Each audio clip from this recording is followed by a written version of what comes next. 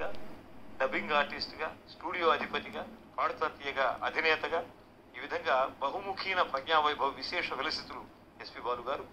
మరి వారికి మరి ఒకసారి మా నమస్కార పారిజాతాలను పవిత్రంగా అందిస్తూ సభాపక్షంగా తరువాతి గీతంగా బలపం పట్టి భామవళ్ళు అంటూ బొబ్బిల్ రాజా సినిమాలోని గీతం మన తెలంగాణ రాష్ట్ర సాంస్కృతిక శాఖ ఉప సంచాలక శ్రేష్ఠులు రఘునందన్ గారు అందుకుంటున్నారు. వారికి వేదికా సీమకు సాదర స్వాగతం.